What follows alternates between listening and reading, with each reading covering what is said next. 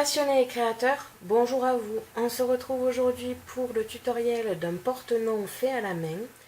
Il s'agit aujourd'hui donc d'un porte-nom comme ceci dans un socle qui se tient debout. Là, je vous laisse juste coucher pour que vous puissiez le voir facilement. Avec une fleur comme pour le centre de table. Et donc il se tient comme ceci debout. On se retrouve de suite pour le matériel et le tutoriel.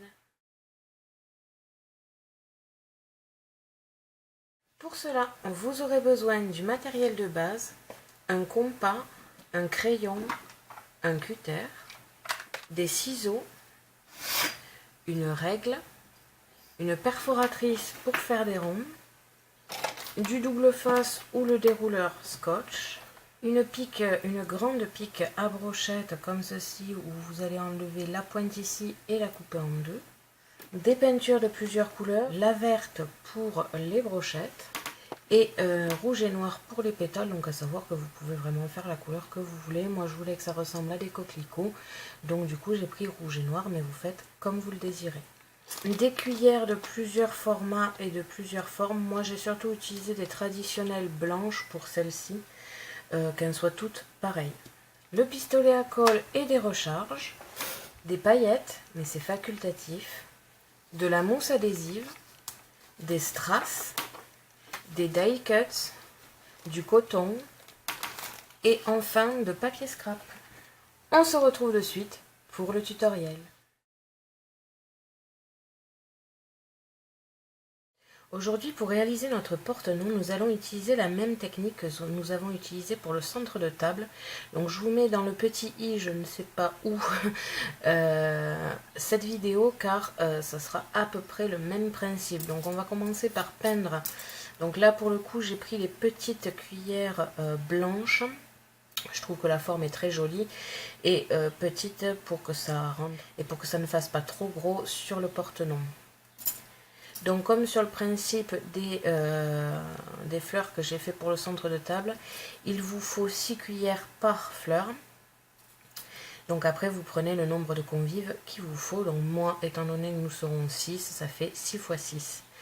Donc du coup on va faire comme sur le même principe, peindre 2 couches sur le devant, 2 couches sur le dessus, faire les petits traits noirs à l'intérieur et peindre en vert une pique à brochette. Donc ça je vous le mets pas en vidéo car de toute façon vous l'avez déjà vu dans le centre de table, et si vous ne l'avez pas vu je vous conseille d'aller la voir. Comme avec le centre de table, j'ai peint toutes mes pétales et ma pique à brochette. Alors toutes les autres pétales, je les ai fait en 2 couleurs. Je vous en ai parlé justement dans le centre de table. J'ai réalisé les 3 pétales extérieurs en clair et les 3 pétales intérieurs en foncé. J'en ai fait qu'une différente, ça sera celle de ma mère qui aura la fleur différente des autres, car c'est quand même la fête des mères. Je vais, comme avec les centres de table, réaliser mes pétales. Je les ai réalisés en pétales assez ouvertes. Vous la positionnez comme pour le centre de table, la tête vers le bas. Comme pour le centre de table, je passe en dessous un petit peu de colle pour que ça fasse plus joli. Quand ça sera bien sec, je vais faire comme pour le centre de table, vu que c'est une fleur ouverte, rajouter de la colle sur le dessus avec des paillettes jaunes. Et après on pourra passer au montage de la structure.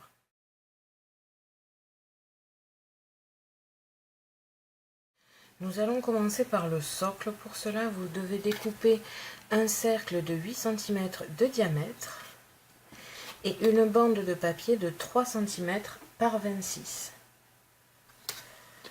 Pour les 3 cm, vous allez les couper en 2 parties, une partie de 2 cm et une partie de 1 cm. La partie de 1 cm va juste servir à coller sur le cercle.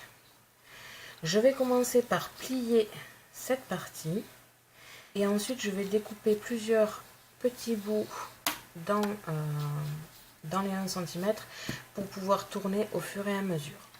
Je découpe ici juste les angles en biais pour pas que ça me gêne ensuite. Et enfin, je découpe des petites bandes ici. Je vais ensuite poser du scotch double face sur tout le dos pour pas avoir au fur et à mesure à mettre du double face. Et je vais au fur et à mesure positionner mon cercle. Si vous voyez que certaines bandes sont trop grandes, vous les recoupez et ainsi de suite.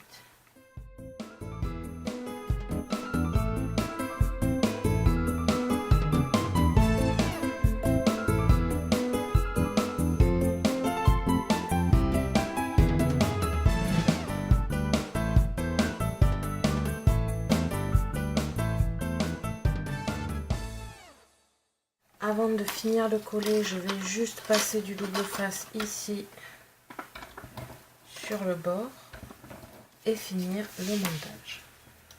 Comme ceci. Vous avez donc un socle très joli comme ça. Pour l'intérieur, vous avez plusieurs solutions, soit mettre un petit peu de mousse ou alors même du coton pour la douceur. Vous pouvez vraiment faire ce que vous voulez ou tout simplement entourer ici de ruban. Enfin vraiment, vous faites ce que vous désirez. Vous pouvez très bien aussi redécouper un cercle d'un autre papier, le coller à l'intérieur, c'est vraiment comme vous le désirez. Vous pouvez le laisser de côté pour l'instant.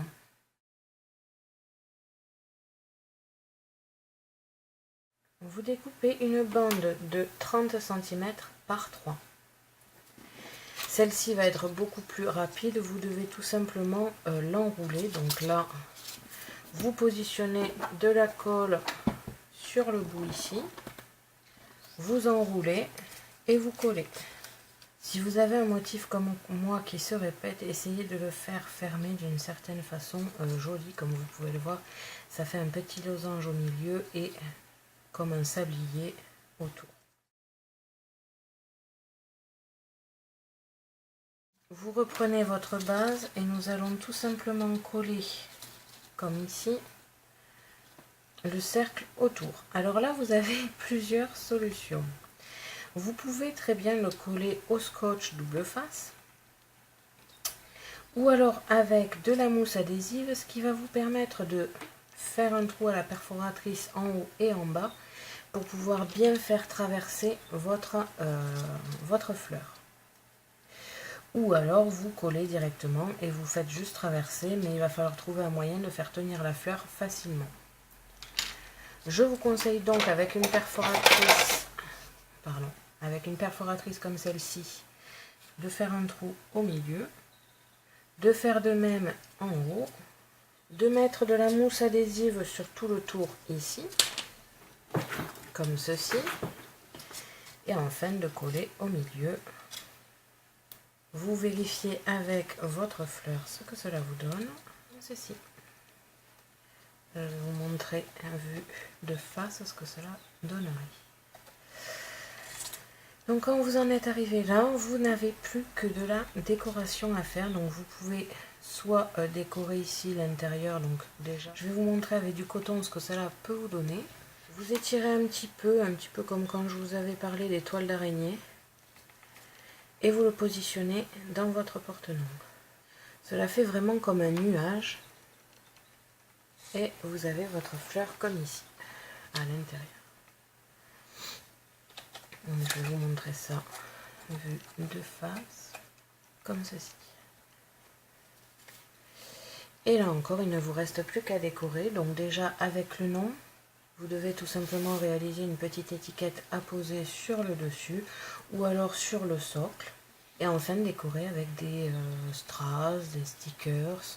Vous pouvez très bien utiliser les die cuts de chez Action, par exemple comme les papillons que vous faites en relief et que vous posez tout autour de votre cercle ici. Je réalise la décoration et on se retrouve de suite pour le final. Voilà, j'ai tout simplement rajouté ici un die cut de fleurs, une lignée de strass des deux côtés ici, de chaque côté, mon prénom, et comme je vous ai dit, donc ça va être les fleurs pour les porte-noms de tous les invités, et cette fleur ici sera le le porte-nom de ma mère, donc une sacrée différence de fleurs. Comme ça, on ne verra que la sienne. J'insère ma fleur et j'ai terminé mon porte-nom. Il ne vous reste plus qu'à réaliser tous ces porte-noms pour tous les convives. Merci à tous d'avoir regardé ma vidéo. N'hésitez pas à me poser des questions ainsi qu'à me dire en commentaire si ce porte-nom vous a plu. Je vous invite à me suivre sur mon blog ainsi que mes réseaux sociaux que vous pouvez retrouver dans la description de la vidéo. À la prochaine pour de nouvelles créations.